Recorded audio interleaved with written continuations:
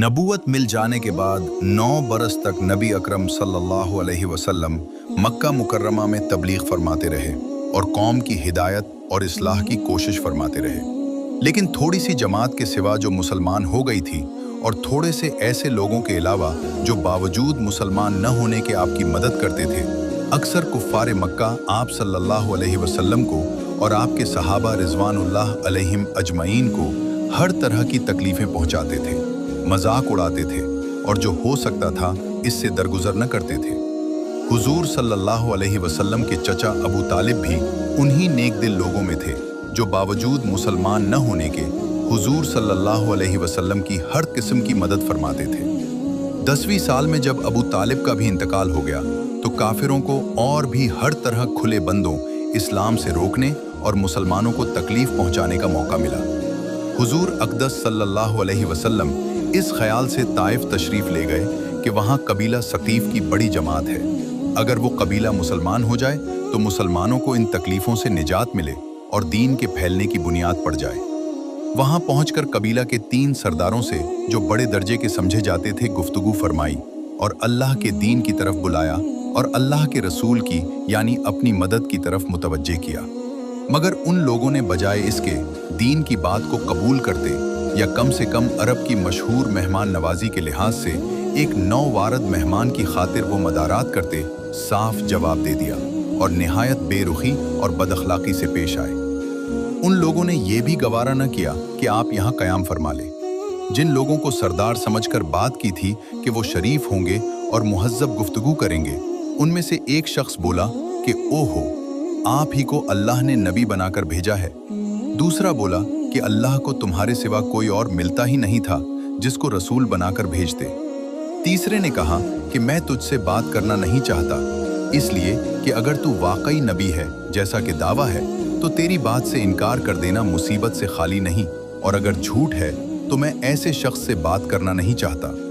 इसके बाद उन लोगों से नाउमीद होकर हुजूर अकरम सल्लल्लाहु अलैहि वसल्लम ने और लोगों से बात करने का इरादा फरमाया कि आप तो हिम्मत और इस्तिक़लाल के पहाड़ थे,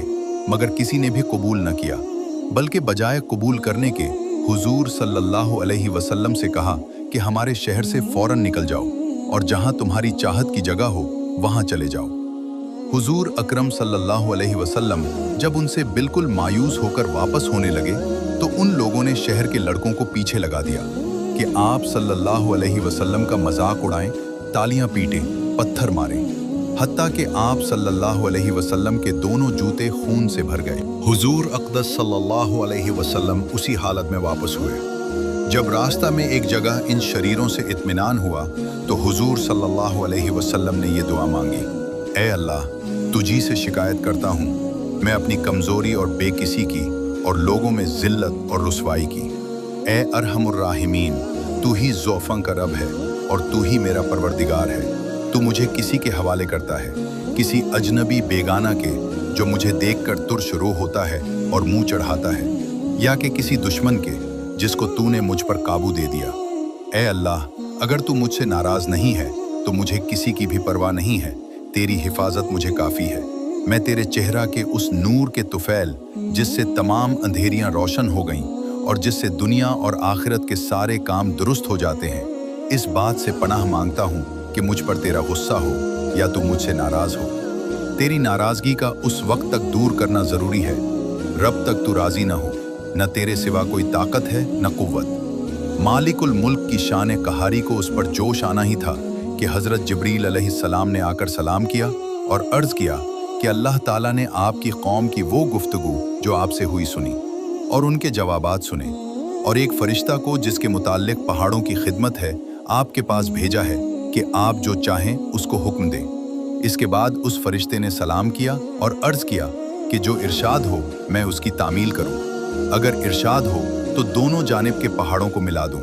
जिससे ये सब दरमियान में कुचल जाएं, या